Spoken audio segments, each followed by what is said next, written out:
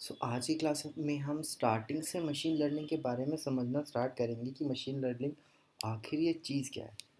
Machine learning का मतलब होता है जैसे हमारा दिमाग लर्न करना करता है कोई भी चीज़ कि कोई सामने देखा ये लड़का है लड़की है, हमने डाटा पहले लिया ना कि उसकी हाइट क्या है, उसकी एज क्या है, उसके बाल कितने बड़े हैं, उसका जब जो भी पर्टिकुलर चीज़ हमारे माइंड ने एकदम से ली और उसका एक आंसर दिया।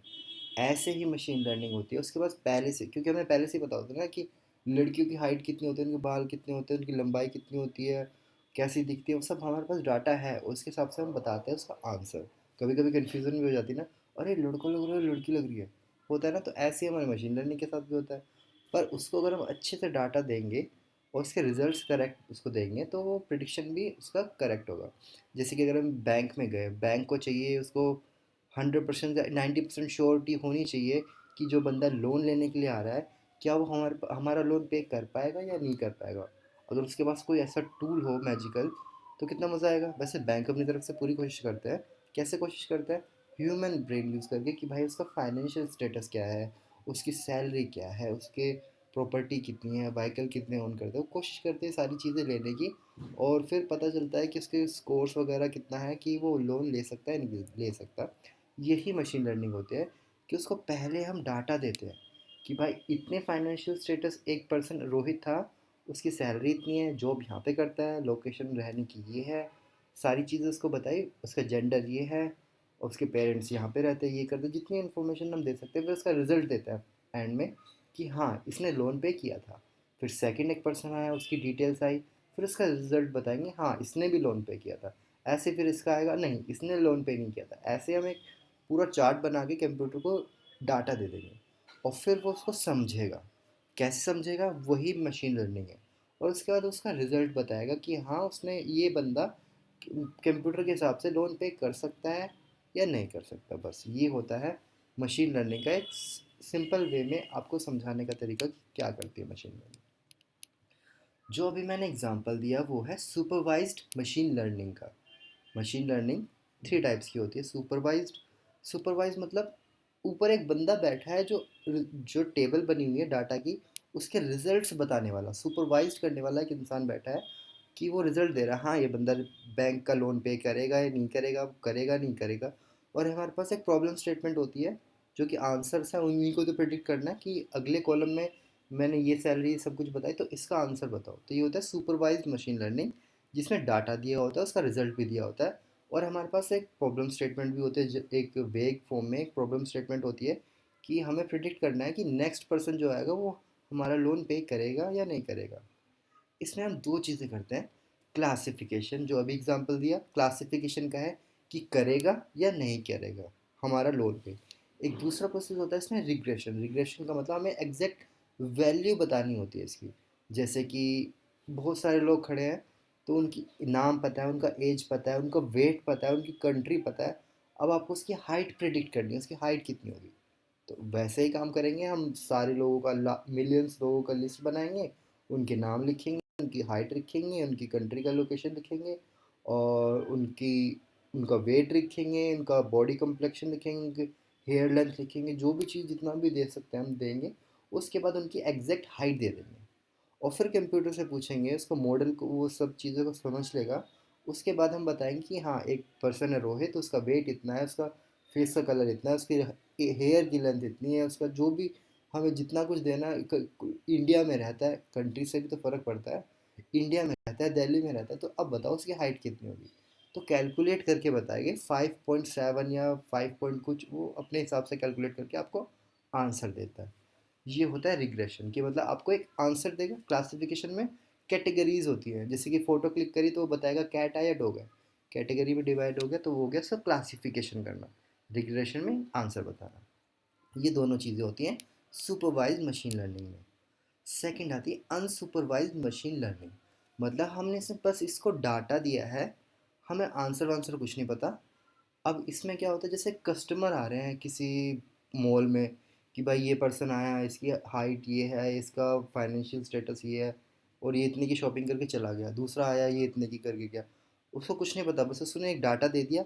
क्या निकालना है क्या करना है वो कुछ नहीं पता। आपको खुद से डाटा लेके, खुद से समझ के कि कैटेगराइज कर दो लोगों को, कि इतने एज वाले ज़्यादा पैसे का सामान ले रहे हैं, इतने एज वाले क्या कम उसका कम पैसों का सामान ले रहे हैं। जिनकी फाइनेंशियल कंडीशन अच्छी है वो ज़्यादा शॉपिंग कर रहे हैं, मिडिल क्लास ज़्यादा शॉपिंग कर रहे हैं। कौन सा सामान कौन से लोग ज़्यादा शॉपिंग कर रहे हैं वो सब हमें डाटा से खुद से समझ के आंसर्स निकालने होंगे और बताना होगा कि अरे ये वाले लोग ना ये चीज़ें ज़्यादा खरीद रहे हैं, तो इनको ऑफ़र इस टाइप का ऑफ़र दो तो हमारा फ़ायदा हो सकता है।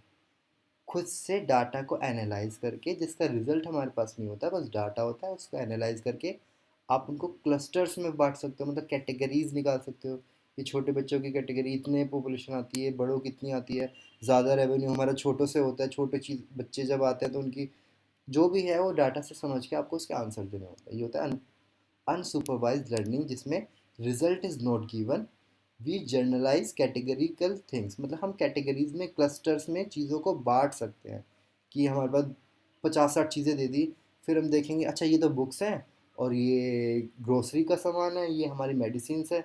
चीज़ों को कैटेगराइज कर दिया, ये सब काम कर सकते हैं। या एज ग्रुप के पीपल को कैटेगराइज कर दिया, या कितना सामान कौन कौन क्या क्या ले रहे हैं उस हिसाब से उनको कैटेगराइज करने का काम होता है अनसुपरवाइज मशीन लर्निंग में। तीसरी होती है रीइंफोर्समेंट लर्निंग, ये कम ही हम स्टडी करते हैं।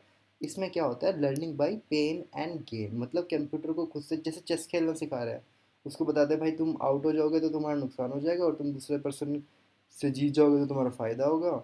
या फिर उसको कॉफ़ी बनाना सिखा रहा है कि भाई कॉफ़ी ऐसी बन जाएगी तो टेस्टी हो जाएगी तो मज़ा आ जाएगा, और तुमने ये कर दिया तो तुम्हारा नुकसान हो जाएगा। मतलब कंप्यूटर खुद से प्रॉफिट एंड लॉस सीख के एक ऐसा प्रोसेस बना देता है कि आपका इसमें फ़ायदा ही फ़ायदा होने वाला है। वो होती है रीइंफोर्समेंट लर्निंग, जो अभी नहीं पढ़ोगे आप। हमारा फोकस सुपरवाइज मशीन लर्निंग पे 90% रहेगा, अनसुपरवाइज पे 10% रहेगा, और इस पे नहीं रहेगा अभी। तो स्टार्ट करते हैं सुपरवाइज मशीन लर्निंग की। फर्स्ट एल्गोरिदम होती है हमारे पास के नियरेस्ट नेबर। अच्छा, अब हमें जैसे एक मैंने क्वेश्चन पूछा आपसे कि पर्सन्स का हमारे पास डाटा है कि भाई कौन कितना इंटेलिजेंट है, प्लस वो कितने घंटे पढ़ता है, और आपको फिर आपको दे रखे कि उसके मार्क्स कितने आए हैं। दो चीज़ें मैंने आपको बताई, वो इंटेलिजेंट कितना है, वो टाइम कितना देता है पढ़ने के लिए, और तीसरा उसके रिजल्ट जो हमें निकालना है कि उसके मार्क्स कितने आए हैं। पहले दे रखे हैं पिछली क्लास के, हमने पिछले साल के बच्चों का रिजल्ट निकाला, कितने इंटेलिजेंट थे, उनका आईक्यू का नंबर दे दिया। सेकंड कॉलम में उन्होंने कितने घंटे स्टडी करी है, थर्ड कॉलम में उनका मार्क्स दे दिए। अब आए नए, अगले साल नए बच्चे आए, उनका रिजल्ट तो अभी आया नहीं है, वो तो अभी एंट्री किए हैं, अभी इनका रिजल्ट आना बाकी है। पर हम इस एल्गोरिथम को स्टडी करके बता सकते हैं, प्रिडिक्ट कर सकते हैं कि इनका रिजल्ट क्या क्या आना चाहिए कंप्यूटर के हिसाब से। वो कैसे करेंगे, फर्स्ट ऑप्शन है, हम फर्स्ट एल्गोरिदम है के नियरेस्ट नेबर। वो कहता है यार बच्चे सारे एक जैसे होते हैं। अब एक हम इसमें ग्राफ प्लॉट करते हैं, क्यों बंद कर दो ना। तो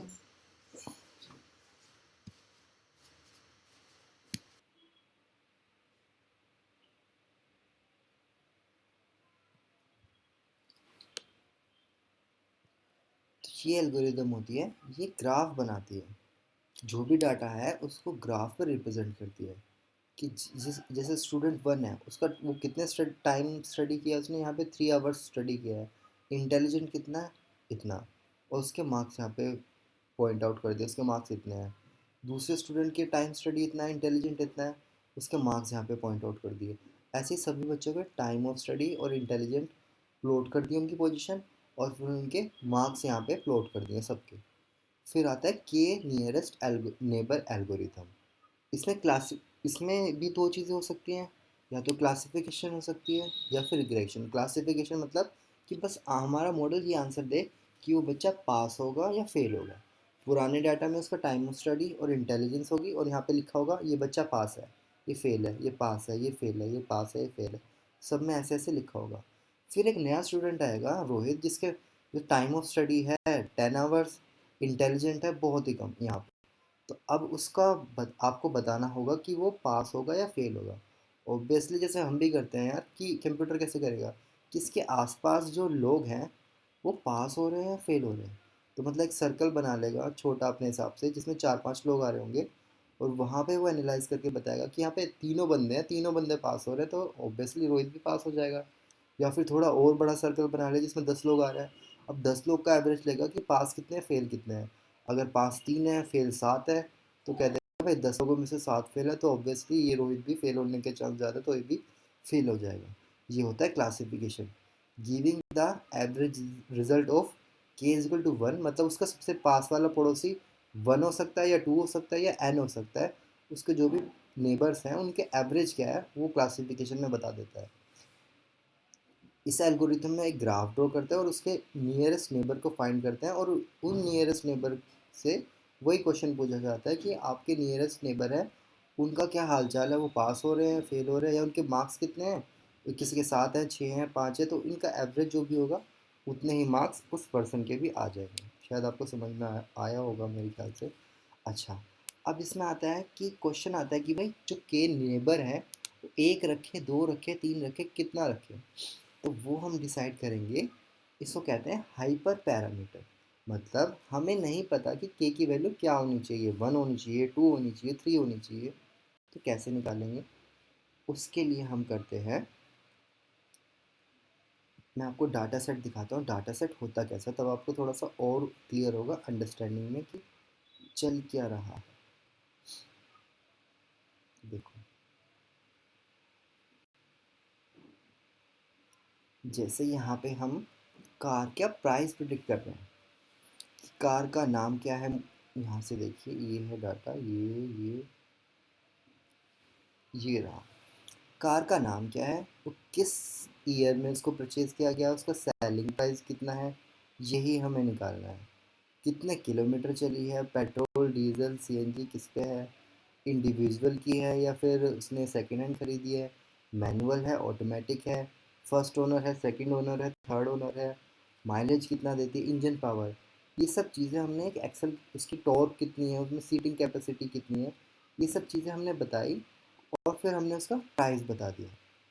अब हमारा क्वेश्चन होगा कि नेक्स्ट जो कार आएगी उसकी सारी चीज़ें हम डिटेल्स उसको ऑब्वियसली बता देंगे। फिर ये प्रिडिक्ट करेगा कि उसका प्राइस कैसे हो, प्राइस कितना होगा, और ये प्रिडिक्ट करेगा कैसे, के नियरेस्ट नेबर में वो इन सभी चीज़ों का ग्राफ प्लॉट करेगा।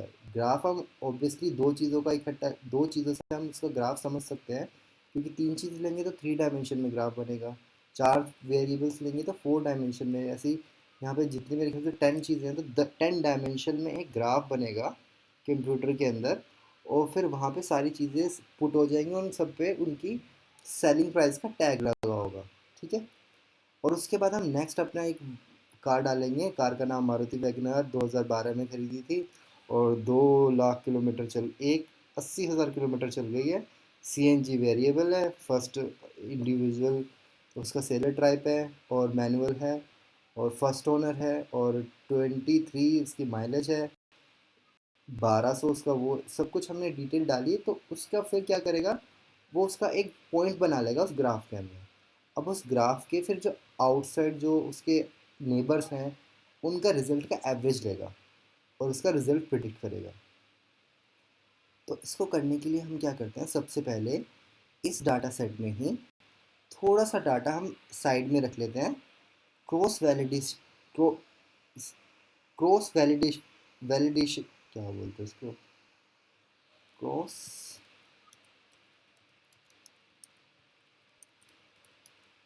क्रॉस वैलिडेशन के लिए, क्रॉस वैलिडेशन के लिए मतलब रीचेक करने के लिए हम थोड़ा सा डाटा इसका यहाँ से अपने पास कलेक्ट कर लेंगे। जैसे इसमें कितने कॉलम्स हैं ये बताएगा यहाँ पे, इसमें 7,906 कॉलम्स हैं, तो इनमें से अप्रोक्सीमेटली 1000 रोज़ हैं, हम साइड में रख लेंगे क्रॉस वैलिडेशन के लिए।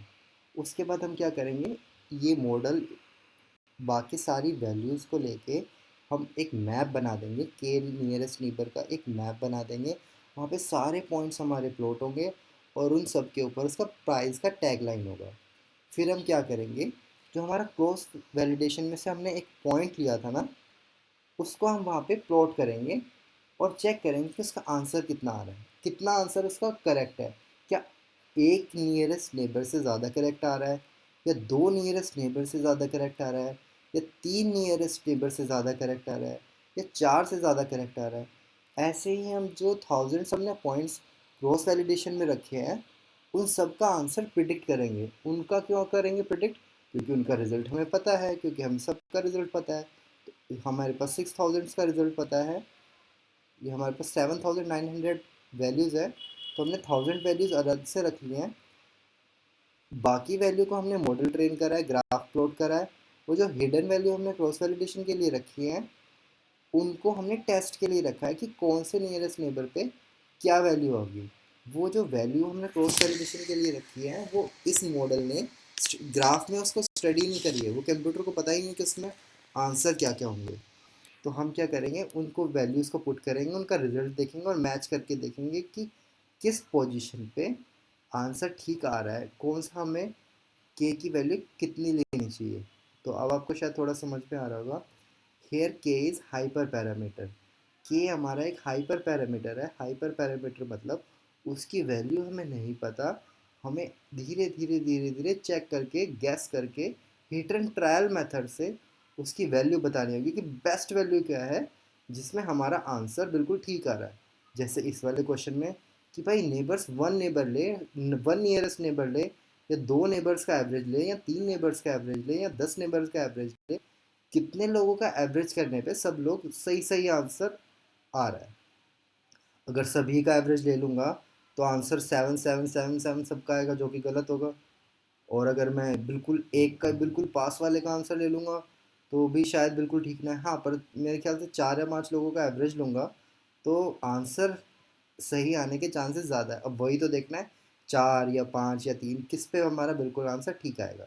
Hair k is hyper parameter, we need to check for what value of k answer is best. So we divide data into train, test. Test के बारे में बाद में बताएंगे। ट्रेन एंड क्रॉस वैलिडेशन में हम अपने डाटा को डिवाइड कर लेंगे, और मॉडल को हम अपने ट्रेन करेंगे। मॉडल का ट्रेन का मतलब सिर्फ एक ग्राफ बनाने से है कि हम यहाँ पे डाटा का ग्राफ बना देंगे, सारे पॉइंट्स को प्लॉट्स कर देंगे, उन सब पॉइंट्स पे उनकी वैल्यूज़ लिखी होगी, और हम एक नया पॉइंट लेंगे क्रॉस वैलिडेशन के लिए, के की वैल्यू फाइंड आउट करने के लिए। यहाँ पे थोड़े थोड़े पॉइंट्स लगाएंगे, उनके फिर आंसर चेक करेंगे कि के की वैल्यू 1 होने पे आंसर ज़्यादा करेक्ट आ रहा है।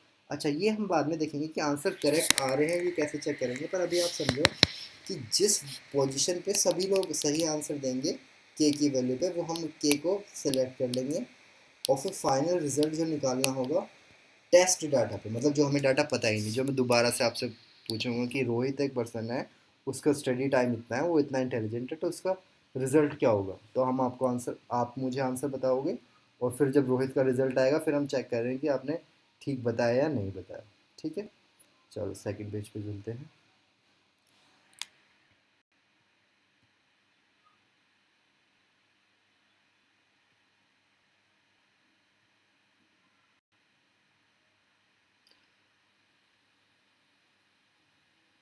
अच्छा, अब आप कोड देख लीजिए। कोडिंग अगर आपको देखनी है तो इसमें कुछ ज़्यादा कोडिंग मुश्किल नहीं होती। यहीं पे ये आपको बाद में बताऊंगा भी मैं, पर एक मॉडल के लिए स्टार्टिंग में देख लीजिए। फ्रॉम एसकेलर्न, एसकेलर्न एक लाइब्रेरी होती है जहाँ पे हमारे सारे मशीन लर्निंग की और डीप लर्निंग की जो मॉडल्स होते हैं वो सेव होते हैं। मॉडल्स का मतलब ये कि के नियरेस्ट नेबर में हमको ग्राफ बनाना है, तो एसकेलर्न डॉट नेबर्स इम्पोर्ट के नियरेस्ट नेबर, ये हमने मॉडल यहाँ से इसको बोला कि इंपोर्ट कर लो। उसके बाद मॉडल का नाम, मॉडल इज इक्वल टू के नेबर क्लासीफायर 4। हमने टेस्ट ट्रेन कर, वो हमने क्रॉस वैलिडेशन करके फाइंड आउट किया था कि 4 नियरेस्ट नेबर पे आंसर ठीक आ रहा है। तो हमने एक मॉडल बनाया है जो के नियरेस्ट क्लासीफायर है। क्लासीफायर मतलब ये प्रिडिक्ट करेगा कि बच्चा पास है या फेल है, और एवरेज कितने लोगों का लेगा, 4 लोगों का। फिर model dot fit x train comma x test. X train क्या है, एक्सट्रेन है जो मैंने आपको टेबल दिखाई थी यहाँ पे, इसमें जो आंसर है सेलिंग प्राइस, सेलिंग प्राइस को हटा के जो भी डाटा है वो हमारा एक्सट्रेन है, कोमा, और वाई जो है वो हमारा आंसर है, मतलब सेलिंग प्राइस है। ये पूरा डाटा हमने क्वेश्चन वाला डाला और इसके आंसर्स यहाँ पे है, और इनको फिट कर दिया किसमें, इस मॉडल में, मतलब हमने एक ग्राफ बना दिया। अब प्रिंट एक्यूरेसी स्कोर, मतलब अब हमें बताओ कि वाई जो टेस्ट डाटा है, जो मैंने नया क्वेश्चन पूछा है जो आपने कभी नहीं पता, वो मैंने क्वेश्चन यहाँ पे डाला और उसका वाई टेस्ट हमने डाला है और उसका वाई का प्रिडिक्शन आया है। इसमें क्या कह रहा है ये कि हमने जो वाई ट्रेन टेस्ट मतलब वाई एक हमने डाटा डाला जिसका आंसर हमें नहीं पता और इसने उसको प्रिडिक्ट भी किया है। एक सेकेंड पोज करना पड़ेगा।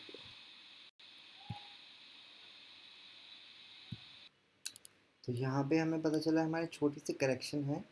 देखो सबसे पहले हमने लाइब्रेरी से लिया के नियरेस्ट नेबर को, फिर हमने एक मॉडल बनाया जिसको हमने बताया कि हमारा के नियरेस्ट क्लासिफायर हमें बनाना है जिसकी जो के नियरेस्ट होंगे वो 4 की वैल्यू होगी। फिर जो मॉडल बन गया है मतलब एक ग्राफ बनाने का एक प्रोसेस तैयार हो, जो प्रोसेस रेडी हो गया है उसमें हमने डॉट फिट टैप किया है। उसके बाद हमने एक्स ड्रेन मतलब जो हमारे पास कॉलम था उसमें जो वैल्यूज़ थी आंसर को छोड़ के वो हमने सारा टेबल इसमें डाला है, कोमा जो उसकी वैल्यूज़ जो आंसर हमारे पास था जैसे स्टूडेंट पास हुआ या फेल हुआ है वो डाटा हमने डाला है। पी 111111 पास के लिए, 0000 फेल के लिए। डाटा डालने के बाद हमारे पास यहाँ पे एक नेक्स्ट लाइन में हमारे पास कोड आएगा। ये आएगा हमारे पास जैसे model dot fit X train comma Y train हमने यहाँ पे डाला। उसके बाद हमें इसको बोलना पड़ेगा प्रिडिक्ट करिए, वाई की वैल्यू को प्रिडिक्ट करिए जो कि model dot predict X test. X test एक नया डाटा है जिसकी हमें वैल्यूज़ का नहीं पता। तो हमने वो क्वेश्चन मार्क वाला डाटा सेट डाला है जिसमें बहुत सारे नए साल के बच्चे हैं, उन सब का हमने डाटा डाला है यहाँ पे कि वो कितने घंटे पढ़ाई की है, कोमा कितने वो इंटेलिजेंट है, वो डाटा हमने डाला है। और हमें प्रिडिक्ट करना है कि वो पास होंगे या फेल होंगे। उसके बाद इसमें आया है प्रिंट एक्यूरेसी स्कोर। अब ये एक्यूरेसी स्कोर बताएगा Y test comma Y predict. Y test मतलब उनके टेस्ट में जितने मार्क्स आ गए अब रिजल्ट आने के बाद फाइनल जो एक्यूरेट आंसर है, कोमा वाई प्रिडिक्ट जो मॉडल ने आंसर बताया। ये होता है हमारा एक्यूरेसी स्कोर। ऑब्वियसली इसने बिल्कुल सही सही बताया पर कहीं कहीं पे जो बच्चा पास होना होगा वो फेल हो गया होगा, फेल होना होगा पास हो गया होगा। वो जितनी गलती हुई है उससे इतनी गलती हुई है इसने लिख दिया। एक्यूरेसी मतलब करेक्ट आंसर जितने थे डिवाइड बाय टोटल आंसर। इसका आंसर आ गया यहाँ पे। अच्छा, ये होती है एक क्लासिफिकेशन रिपोर्ट होती है Y test comma Y predict. Y test मतलब जो टेस्ट में कितने मार्क्स आए हैं, टेस्ट में पास हो या फेल हो इसका रिजल्ट। और वाई प्रिडिक्ट मतलब कि जो कंप्यूटर ने जो प्रिडिक्ट किया था वो वैल्यूज़। उसने एक रिपोर्ट तैयार करी है ये वाली। उसने बताया है इसकी प्रिसीजन 9.7 है, रिकॉल 0.97 है और F1 स्कोर भी 0.97 है। ये तीनों चीज़ें हम अभी थोड़ी देर में पढ़ेंगे। और उसके बाद आती है एक, ये भी हम थोड़ी देर में अभी स्टडी करने वाले हैं। ये होती है हमारी कन्फ्यूज़न मैट्रिक्स। कन्फ्यूज़न मैट्रिक्स के लिए हमने प्रिंट किया confusion matrix Y train comma Y predict. ये बताती है यहाँ पे कि कितने बच्चे पास, यस कितने हैं 60। और मतलब ये जो 60 यहाँ पे बता रहा है कि 60 स्टूडेंट्स सही हमने क्लासीफाई करें यस के लिए। मतलब 60 स्टूडेंट हमने प्रिडिक्ट भी करें पास हो गए और वो असली में भी पास हो गए। 30 स्टूडेंट हमने प्रिडिक्ट करे हैं जो फेल हो गए और असली में भी वो फेल हो गए। और नेक्स्ट हम यहाँ पे और डिटेल में इसको अभी हम नेक्स्ट पेज नंबर 7 पे हमें परफॉर्मेंस मैट्रिक्स को और कन्फ्यूज़न मैट्रिक्स को स्टडी करने वाले हैं। अभी बस ये स्टार्टिंग का ओवरव्यू था, ज़्यादा कन्फ्यूज़न ना हो जाए इसलिए इतना ही रखा है अभी कि मशीन लर्निंग क्या होती है। सुपरवाइज फिर से एक बार रिवाइज आप वैसे वीडियो दोबारा देख लेना कि यहाँ पे हम के नियरेस्ट टेबल में सिंपल एक ग्राफ बनाने का काम होता है मॉडल का। कि एक ग्राफ बनाया, सारी वैल्यूज़ को प्लॉट कर दिया। फिर हमने एक यहाँ पे पॉइंट बनाया जो हमें टेक्स्ट टेस्ट पहले क्रॉस वैलिडेशन का हमें करना पड़ेगा कि कुछ डाटा सेट को हमने पॉइंट्स में यहाँ पे रख के उनसे चेक करवाया कि कौन सी के की वैल्यू पे आंसर ठीक आ रहा है। और उसने फिर आंसर प्रिडिक्ट कर दिया कि के नियरेस्ट नेबर अगर 5 या 4 हो तो हमारा आंसर ठीक आता है। मतलब सही बता देता है कि पड़ोसियों के 4 लोग जो उसके नेबर्स हैं वो अगर पास हो रहे हैं तो वो भी पास हो जाएगा, या वो फेल हो रहे हैं तो वो भी फेल हो जाएगा। 4 का एवरेज बिल्कुल ठीक बैठ रहा है इसके हिसाब से, तो उसको 4 फाइनल कर देगा। और फिर हम टेस्ट डाटा लाएंगे और उसके बाद प्रिडिक्ट करेंगे। अभी नेक्स्ट एल्गोरिथम पढ़ते हैं तो शायद और धीरे धीरे चीज़ें क्लियर होगी। क्लियर इसलिए होगी क्योंकि यहाँ पे होती है रिपीटिशन, ज़्यादातर चीज़ें एक जैसी है। स्टार्टिंग में पहली बार पढ़ने में अजीब लग रहा होगा। अब एक आती है ये लीनियर रिग्रेशन। लीनियर रिग्रेशन का मतलब कि जैसे हमें घर खरीदना है, तो जैसे जैसे उसका एरिया बढ़ेगा उसके ऑब्वियसली उसका प्राइस भी इंक्रीज़ होता रहेगा। और बिल्कुल उस सेम रेशियो में तो इंक्रीज नहीं होगा ना, थोड़ा अप्स होगा थोड़ा डाउन होगा, उतना ही उसका एरर होगा। जैसे मेरा हाउस एक यहाँ पे इतने एरिया का यहाँ पे हाउस खरीदा है और उसका प्राइस इतना है, तो यहाँ पे एक पॉइंट आ गया। ऐसे यहाँ पे एक दूसरा घर था, उसका हाउस का एरिया यहाँ पे था, उसका प्राइस इतना है। ऑब्वियसली घर वो कॉर्नर का है या मार्केट में है, उन सब चीज़ों पे भी डिपेंड करेगा। पर वे में हमने सिर्फ उसका हाउस का एरिया लिया है और उसका प्राइस लिया है, और हमें प्रिडिक्ट करना है कि उसका प्राइस कितना होगा। अब हम इसको लीनियर रिग्रेशन मॉडल से समझते हैं कि लीनियर रिग्रेशन क्या होता है। ये होता है कि जो हमने जैसे मॉडल बनाया था पिछले वाले में, उसमें क्या करेगा, एक ये सारी चीज़ों का लेके एक डाटा, एक ग्राफ बना देगा कि मतलब हाउस का एरिया कितना है, उसका प्राइस कितना है, ऐसे सारे सारे डॉट्स आ जाएंगे। फिर एक ऐसी लाइन ड्रॉ करने की कोशिश करेगा कि जहाँ पर जो एरर्स है ना, एरर्स ये हैं कि एरर्स है कि जैसे मैं इस हाउस का, इसने प्राइस बताने में कितनी गलती करी है, इतनी। इसका प्राइस जो कंप्यूटर ने एक बेस्ट लाइन ड्रॉ करी है कि जहाँ पे एरर्स मिनिमम हो, और उस लाइन पे इसका एरर इतना आ रहा है। असली में कितनी प्राइस था उसका, इतना, तभी तो यहाँ पे पॉइंट आया। पर कंप्यूटर ने बनाया इस लाइन पे कि अगर उसका हाउस का एरिया इतना है तो मेरे हिसाब से उसका प्राइस इतना होना चाहिए, मतलब इतना इसका एरर हो गया। सेकंड घर का हाउस इतना था और उसका प्राइस भी इतना ही है, तो कंप्यूटर ने इस बार एरर किया है कुछ भी नहीं। ऐसे ही सारे पॉइंट्स हैं, और इनका जो स्ट्रेट पैरेलल लाइंस है वो इनके एरर्स हैं। तो हमें एक ऐसी लाइन ड्रॉ करनी होगी इसमें कि जिसमें एरर्स जो है वो कम से कम होते हैं। ठीक है। तो रिग्रेशन में क्या होता है, give the output as numerical value. इसमें जो आउटपुट होती है ना, इसलिए तो इसका नाम रिग्रेशन है, क्योंकि ये आंसर्स बताता है, प्राइस की एक्चुअल वैल्यू क्लासिफिकेशन नहीं करता, ये उसके एग्जैक्ट आंसर बताता है कि जैसे जितना जितना जितना एरिया बढ़ेगा उसका ऐसे ऐसे ऐसे प्राइस बढ़ जाएगा। उस हिसाब से एक लाइन ड्रॉ हो जाएगी, अपने हिसाब से कैलकुलेट करके लाइन बता देगा कि ये वाली लाइन बहुत अच्छी है। आप मुझे कोई भी एरिया बताएंगे, मैं उस लाइन पे जो भी पॉइंट आ रहा होगा, जितनी उसकी कीमत होगी, वो आपको प्रेडिक्ट करके बता दूंगा। ठीक है।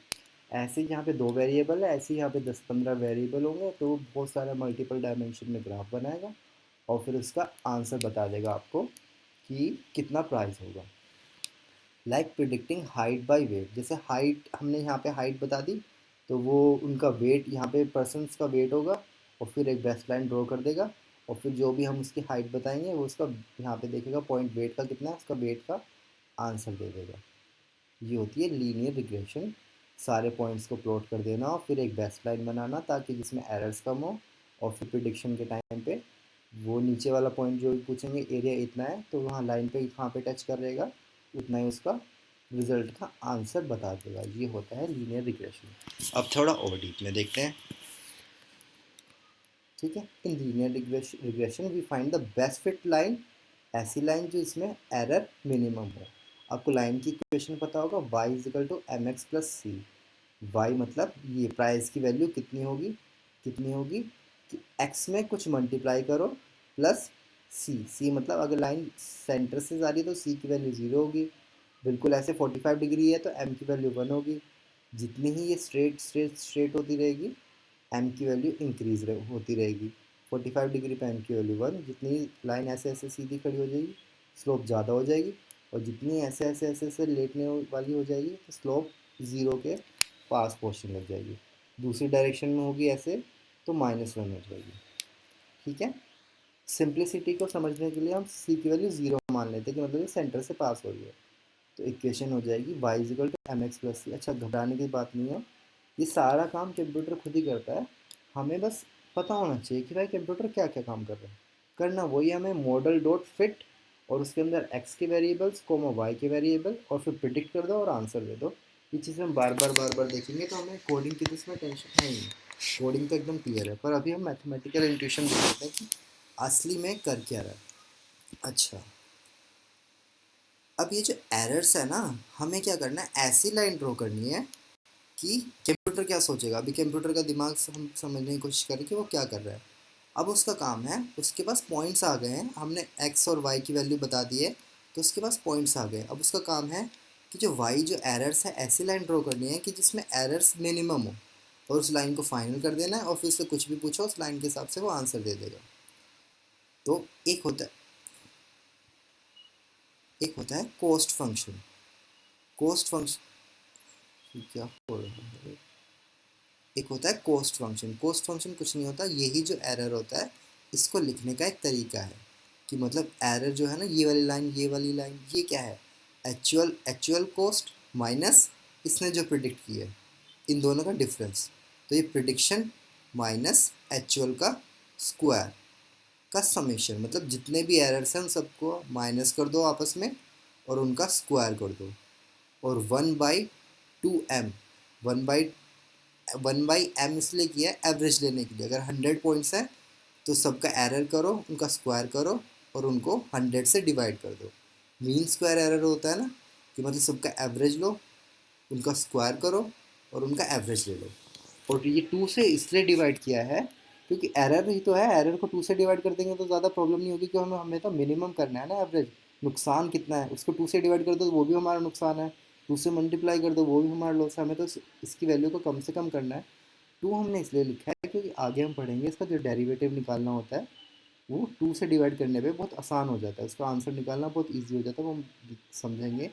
तो कोस्ट फंक्शन मतलब हमारा जो लॉस है, मीन स्क्वायर एरर है, वो इतना है और कंप्यूटर को इसको कम करना है। अब कंप्यूटर करेगा कैसे?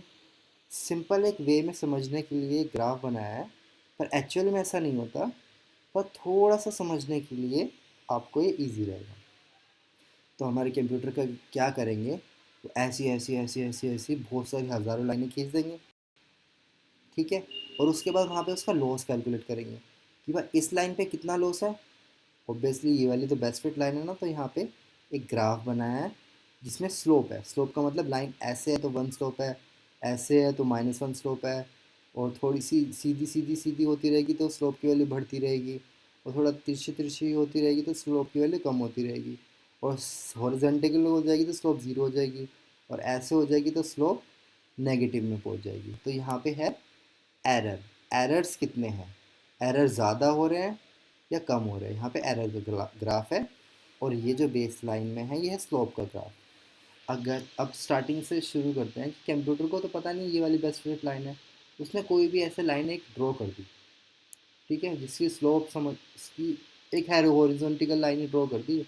हॉरिजॉन्टल लाइन का क्या मतलब होता है कि स्लोप की वैल्यू हो गई ज़ीरो, तो उसने एक स्लोप ज़ीरो, ये स्लोप का ग्राफ है ना, तो स्लोप ज़ीरो एक यहाँ पे उसने एक पॉइंट आ गया, उसके बाद स्लोप ज़ीरो पे क्या एरर है, तो उसने एक ऐसी लाइन ड्रॉ करी और उसका एरर कैलकुलेट कर लिया। उसका एरर समझ लो आया इतना, तो उसको एक पॉइंट यहाँ पे ऐसे मिल गया। अब उसने क्या किया, स्लोप को थोड़ा सा और टर्न किया, थोड़ा सा टिल्ट कर दिया, और फिर आंसर निकाला तो थोड़ा सा आंसर कम हो गया। फिर उसके बाद स्लोप थोड़ी सी चेंज की, थोड़ी सी इसके आसपास बनाई, तो उसका एरर थोड़ा और कम कर दिया। फिर उसने एक स्लोप m = 1 ये वाली एक स्लोप बनाई, और फिर उसका एरर सबका कैलकुलेट किया। एरर मतलब अगर वो आंसर बिल्कुल मेरा ठीक है, वो आंसर मैं मानता हूँ, तो फिर सबकी वैल्यू में एरर्स कितना कितना रहेगा, ये वाली लाइंस कितनी कितनी रहेंगी, इनका डिफरेंस का स्क्वायर डिवाइड बाई इनका एवरेज कितना रहेगा। तो उसको एक पॉइंट यहाँ पे, जब परफेक्ट लाइन होगी तो ऑब्वियसली उसका एरर सबसे कम से कम होगा। तो जैसे जैसे वो इससे, अगर ये ऐसी ऐसी लाइन ये वाली लाइन खींच देगा तो सबका एरर से बहुत बढ़ता रहेगा, बहुत ज़्यादा एरर हो जाएगा, उसका स्क्वायर तो और भी ज़्यादा हो जाएगा। उसका एवरेज लेके एक पॉइंट यहाँ पे आएगा, स्लोप को और चेंज करते रहेंगे तो एवरेज बढ़ता, एरर बढ़ता रहेगा। तो ग्राफ बनाने के बाद उसको पता चलेगा अच्छा यहाँ पे एक पॉइंट है जहाँ पे एरर है, बहुत कम आ रहा है, तो उसको वो सिलेक्ट कर लेगा कि ये मैं इस पॉइंट पे मेरी स्लोप बिल्कुल बेस्ट फिट है और आंसर एकदम बढ़िया दे रही है। तो इसको ये सिलेक्ट कर लेगा और स्लोप को ले लेगा, जहाँ भी जो स्लोप की वैल्यू है उसको मान लेगा बेस्ट फिट लाइन, और आगे जो भी आप इससे क्वेश्चन क्वारी पूछोगे उसी स्लोप के हिसाब से वो उसकी प्रिडिक्शन कर देगा। आई होप आपको समझ में आया होगा। अच्छा, ये जो प्रोसेस होता है ये होता है इसका ग्लोबल मिनिमा निकालने का, जो कि मैंने एक वेग टर्म में अभी आपको बस समझाया है। असली में कंप्यूटर में क्या होता है वो नेक्स्ट पेज पे है। अच्छा, वी विल स्टडी अबाउट, अभी हम ग्रेडियंट डिसेंट और sarcastic stochastic gradient descent, mini batch gradient descent को अभी पढ़ेंगे, और एडा ग्रेड, मोमेंटम, एडा डेल्टा, आरएमएस, ये सब हम डीप लर्निंग में पढ़ेंगे, क्योंकि अभी हमें इसकी ज़रूरत नहीं है, वो नेक्स्ट क्लास में हम पढ़ेंगे, ठीक है। और we will also study lasso and ridge regression, इसी का ही पार्ट है, वो भी हम पढ़ेंगे। अभी हम देखते हैं, ये जो मैंने अभी आपको बताया है, आपको थोड़ा सा समझ में आया होगा, इसका कंप्यूटर करता कैसे है, इसको अप्लाई कैसे करता है। थोड़ा सा ये मुश्किल जाता जा रहा है चीज़ें, पर इसको क्वेश्चन इसमें बहुत आते हैं। तो ग्रेडियंट डिसेंट क्या होता है? ग्रेडियंट डिसेंट एक प्रॉब्लम है, इसकी लीनियर रिग्रेशन की जो स्लोप निकालनी है हमें, बेस्ट फिट लाइन को निकालने का एक तरीका है। इसमें क्या करता है ग्रेडियंट डिसेंट पे, सबसे पहले अपने आप से मान लेता है कि अंदाजे से स्लोप, जैसे हमने स्टार्टिंग में मारी थी ना, माना था कि स्लोप ज़ीरो होगी, मतलब पैरेलल लाइन होगी। ऐसे ही कोई भी लाइन मान लेता है कि क्या पता स्लोप यही वाली हो, ऐसे थोड़ी टेपर लाइन, इसने कोई भी एक स्लोप मान ली। उसके बाद क्या करता है, take all the data point, बाकी सारे जो डाटा पॉइंट्स है उसका एरर निकालता है और चेक करता है कि मेरा आंसर ठीक है या नहीं। मतलब अगर मैं आंसर को थोड़ा बढ़ा दूँ तब मेरा करेक्ट आंसर आएगा, या स्लोप को थोड़ा कम कर दूँ, मतलब लाइन को थोड़ा सा और स्टीप कर दूँ तब आंसर सही आएगा, या लाइन को थोड़ा सा ऐसे लेटा दूँ तब आंसर सही आएगा। और उसके बाद उसी हिसाब से वो थोड़ा सा आंसर में चेंज कर देता है। दोबारा से बताता हूँ, वही वाला ग्राफ इसने यहाँ पे बनाया। इसने सारे पॉइंट्स को ऐसे प्लॉट करके नहीं देखा, उसने तुक्के से कहीं भी एक पॉइंट ले लिया, उसको पता नहीं कि उसका जो स्लोप है इससे आगे जाके फ़ायदा होएगा या पीछे जाके फ़ायदा होगा। उसने स्लोप की एक वैल्यू ले ली और सारे पॉइंट्स को चेक करा और पता किया कि उसने कि यहाँ से इस पॉइंट से स्लोप मेरी ज़्यादा बढ़ाने पे आंसर सही आ रहा है या कम बढ़ाने पे। अब आपको थोड़ा सा स्लोप के बारे में बता देते हैं, इसको नोट्स को देखते हैं क्या लिखा हुआ है। Take all the data point to find whether increasing the weight या फिर स्लोप को बढ़ाने से फ़ायदा होता है या उसको कम करने से फ़ायदा होता है। This is done by D L by D W, मतलब कितना, ये आपने इसमें जो नाइन्थ क्लास में या ट्वेल्थ क्लास में होता है ना, d s by d t, मतलब स्पीड की वैल्यू, स्पीड का क्या होता है डिस्टेंस अपॉन टाइम, या फिर d s by d t. Acceleration क्या होता है d v by d s, d v by d s, मतलब change, rate of change of, d v by d t, rate of change of velocity with respect to time.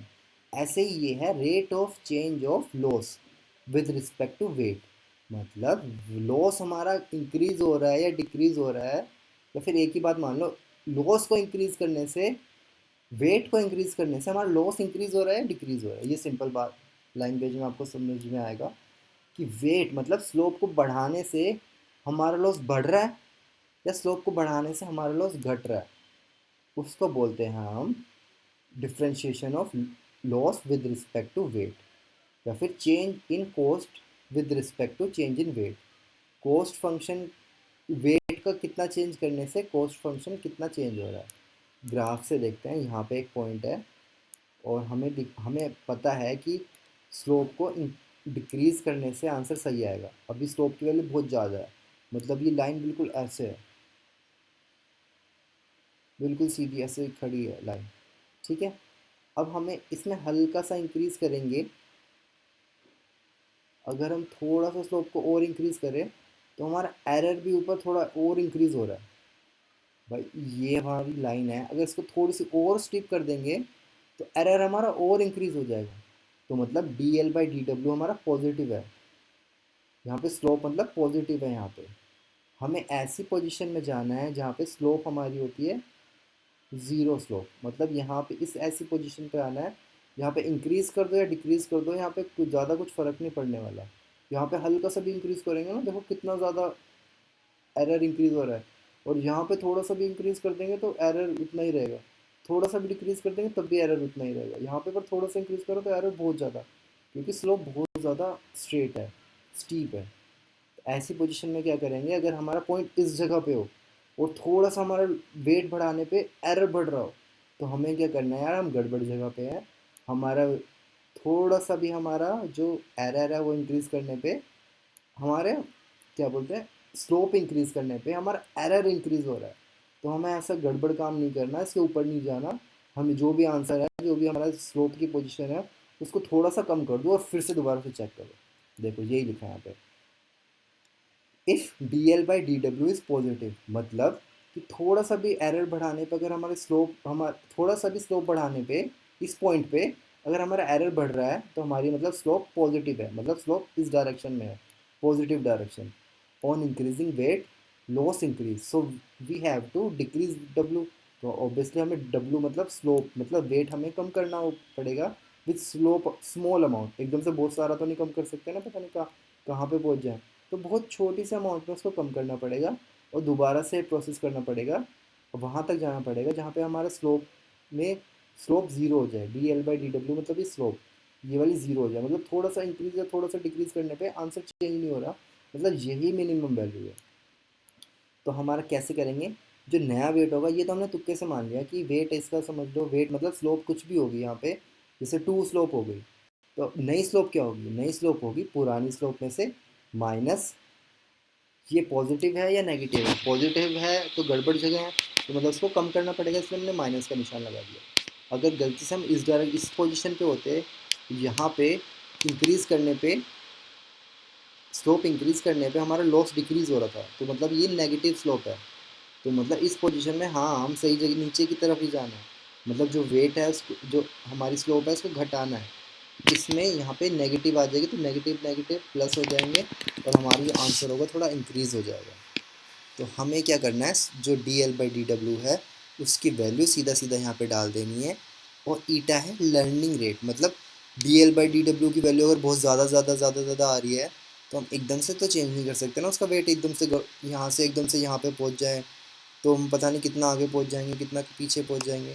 तो इसको 0.01 से multiply करना पड़ेगा, ताकि हम धीरे धीरे धीरे धीरे हर एक पॉइंट पे चेक करते करते आएँ, ताकि हमारा ये बस स्टैंड जो हमारा बस स्टॉप है छूट ना जाए। ठीक है, where eta is learning rate होती है, मतलब याद करने का उसका पावर कितने, धीरे धीरे स्लोली स्लोली याद करना, ताकि वो प्लेस हमसे मिस ना हो जाए। So only small change in old वाली ऑब्टेन पर कैलकुलेशन, हर एक कैलकुलेशन में थोड़ा थोड़ा थोड़ा थोड़ा करेक्शन होता रहे और हमें एग्जैक्ट आंसर पे आ जाए। अगर वही बताए, अगर D L by D W negative है तो हमें इसको इंक्रीज़ करना पड़ेगा, तो D L by D W negative है तो नेगेटिव नेगेटिव पॉजिटिव और हमारा वेट थोड़ा इंक्रीज़ हो जाएगा। ठीक है, अच्छा अब आता है क्वेश्चन ये वाला कि ये कोस्ट फंक्शन इतना मुश्किल सा क्यों लिखा हुआ है, एवरेज तो इतना ही आ जाता है ना, फिर इसका स्क्वायर कर दो तो चलो एवरेज आ गया, एरर का स्क्वायर होगा, एवरेज भी होगा, टू से क्यों डिवाइड किया, टू से डिवाइड किया है क्योंकि हमें इसमें D L by D W निकालना है ना। इसका ग्रेडियंट होता है, स्क्वायर जो वैल्यू आती है वो यहाँ पर मल्टीप्लिकेशन में आती है, तो इसलिए टू से टू कैंसिल हो जाएगा और फिर वाई माइनस वाई एक्चुअल का डेरिवेट सीधा आ जाएगा और फिर इसका डेरिवेटिव निकालेंगे तो वो एक्स आई आएगा। क्यों, क्योंकि इतना सोचने की जरूरत नहीं, क्योंकि वाई की वैल्यू थी एच ऑफ एक्स आई, मतलब एक एच ऑफ एक्स आई है हमारा मॉडल, मॉडल है कि मतलब एक्स आई की वैल्यू डालो और उसका आंसर निकालो, वही तो वाई होता है। कि जो हमारा हाउस प्राइस था इसमें एक्स की वैल्यू डालो तो प्राइस बताओ, वही तो एक हमने मॉडल बनाया था कि एक्स की वैल्यू डालो और प्राइस बताओ। तो वाई था हमारा एक मॉडल जिसमें हम एक्स की वैल्यू डालते थे और वाई बताता था। अब यहाँ पे जो वाई की वैल्यू है प्रिडिक्शन की, वो है ये ना, प्रिडिक्शन की वैल्यू थी एच ऑफ एक्स आई, इसका डेरिवेटिव निकालेंगे तो एक्स आई बाहर आ जाएगा।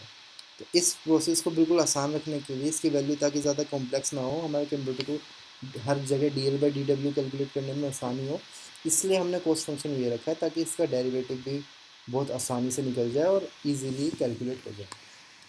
अब होता है सोकेस्टिक ग्रेडियंट डिसेंट, ये क्या करता है कि भाई सारा डाटा को इसमें हमने एक बार ले रहे थे और सारे को वैल्यू को चेक करके हम नीचे वाले पॉइंट पे आ रहे थे।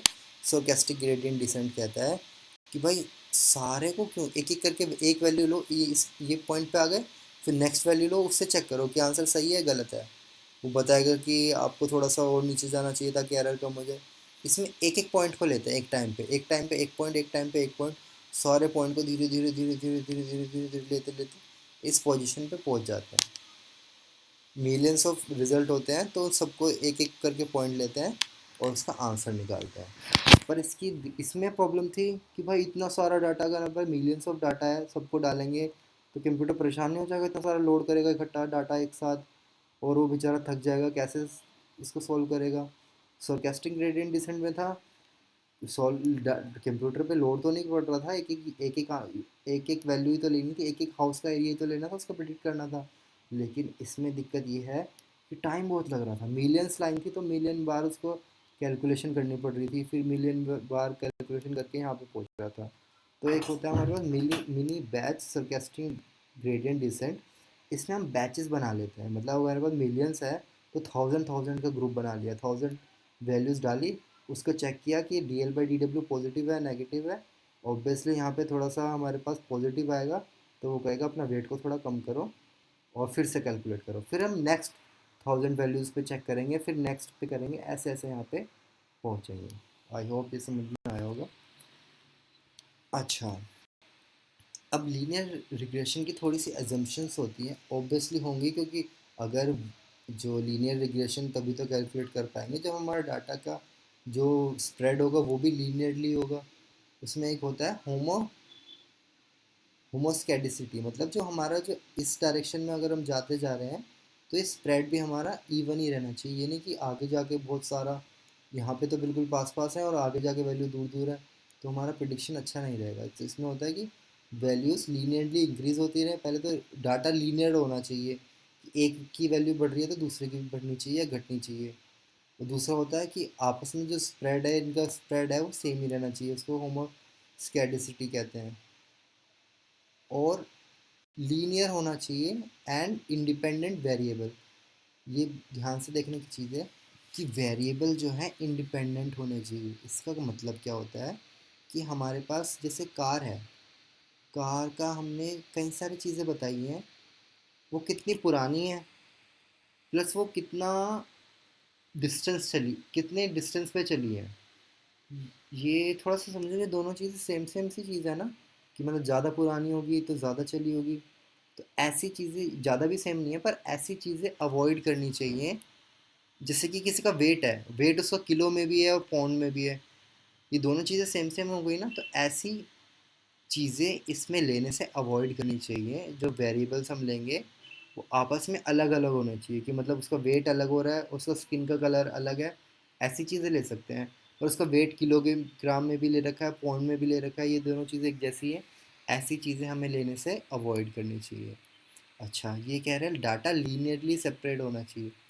अगर लीनियरली डिस्ट्रीब्यूटेड नहीं है तो हमें इसमें लॉग नॉर्मल एक्सपोनेंशियल ट्रांसफॉर्मेशन या फिर लॉग नॉर्मल ट्रांसफॉर्मेशन करना पड़ेगा। अब ये सब चीज़ें क्या होती है ये हम अभी थोड़ी देर में बताएंगे, तब तक के लिए ब्रेक